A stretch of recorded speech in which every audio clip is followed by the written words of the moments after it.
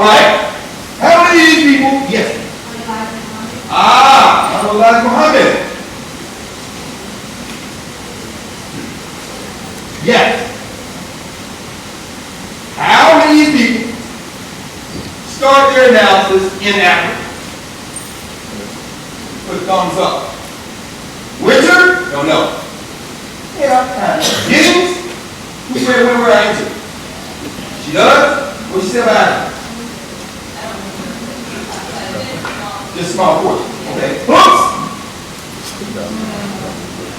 Jones, I don't know. Not really. She took the Marxism. Very powerful. So Houston, almost exclusively Africa. She wrote the book, The Wonderful Ethiopians of the Ancient Kushite Empire, published 1926. Corresponded with, among others, William Neal Hansberry, teaching here at Howard. Anna Cooper? Not really. Hers, the two, was more about class and gender. Asa Hilliard? Yeah, absolutely. Du Bois? Yeah. Gomez? Yeah. Franklin? Like Giddings? Yeah, but maybe a paragraph or two at the very beginning. Woodson? Yeah. In fact, Woodson is seen for Negro American history. When you look at his books, one of his most important books is probably one of the least read, a book that really Raymond Logan kind of ghost wrote. Logan was a student, so he kind of pimped Logan and then put his name on it after he checked it. He happens a lot, so I haven't even graduate school from him. Just do it and keep your mouth shut. If you're lucky, we won't have to, but Woodson had already set the framework for this. This is a book entitled The African Background Outline. Logan is another support there, but yeah, Woodson. Oliver Cox? Yes, but Oliver Cox may be the most important name on this board, along with Du Bois. Maybe Claudia Jones too. In terms of this vision. What about Elijah Muhammad? Elijah really goes back before Africa. Yes. Is that possible? Garvey. No, I was saying he just had to get going. You serve Garvey too. In fact, I would say Marcus, Josiah Garvey, and Amy Jacques Garvey, and Amy Ashwood Garvey. The Garveys. Finally, Amy Ashwood and Amy Jacques were beginning to get a little bit of play. Because Marcus Garvey died in 1940 in London. These two women not only worked with him, they worked after him. And by the time, who died after him? I think Amy Jacques Garvey died after Amy Ashwood Garvey. She lived to the 1970s. In fact, after Garvey died, Amy Jacques Garvey wrote Garvey and Garveyism, a history of the Garvey movement. From the first word to the last word, several hundred pages. And then, paid for it to get, well, she didn't pay for the copy, contracted with a publisher. And then published two other books. Marcus Garvey, The Vision of Africa, where she went and found John Henry Clark in New York. They found a young publisher, or a young editor at Random House that Clark did and said, you take this book on, her name was Toni Morrison. And they got that book published and went all over the country world. And then she sent out at her own personal expense to as many libraries around the world as she could find a book entitled The Philosophy and Opinions of Marcus Garvey. You all seen that? Amy Jacques Garvey, one page to get published. But her book on Garveyism, Garveyism is very important. So she tells the story of the Garvey movement from somebody who was there. Amy Ashwood Garvey was the honorary chair of the 5th Pan-African Congress in Manchester, England. There's a very famous picture of her sitting with Du Bois and others as they opened the Congress. So good, Garvey's important.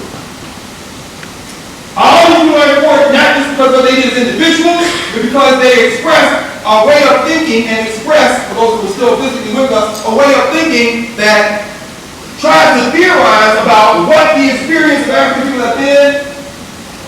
Oliver Cox, in some ways, could be considered the father of what we have called world systems analysis. The modern world system analysis. There's people like Emmanuel Wallerstein and others talking about world, but you have to read Oliver Cox, who in the 1940s and 50s and 60s wrote several major books, Capitalism as a System. There's a trilogy, actually, Capitalism as a System, we talked about it in here. Race, Class, and Caste. When he talks about the notion of how people begin to differentiate based on race, based on class, based on color and caste. He analyzes every civilization he can find in the world. And talks about the African experience in the larger context, the Indian experience, the Chinese experience, the experience of Europeans, what becomes Europe. He brings an analysis down through time. In terms of Cedric Robinson, probably Oliver Thompson Du Bois, the greatest influence. The other two people he treats in part 3 of the book, the other two names aren't up here. Which names are those in part 3 of Black Marxism? Black radicalism and Marxist theory. Chapters 9, 10, and 11. 9 deals primarily with who? Du Bois. 10 with who? C.L.R. James, Cyril Lionel Robert James, from Trinidad. Extremely important. Taught in Howard on the Humble before he died. Meaning class here, class there. Taught what became the University of District of Columbia, Federal City College. The old man by then. That knows he ended up. He ended up in London where he died in his 90s, watching soap operas in his apartment. Fascinated with American and European popular culture. Began on the island of Trinidad, among other things, as a sports writer, writing about cricket. But he wrote about sports as cultural meaning making. Sports as a political practice. You may have ever played cricket. This is how. Thank you. Y'all play cricket. Right out here? Wow, of course. 30 students, yes. It's important. That's like the national sport.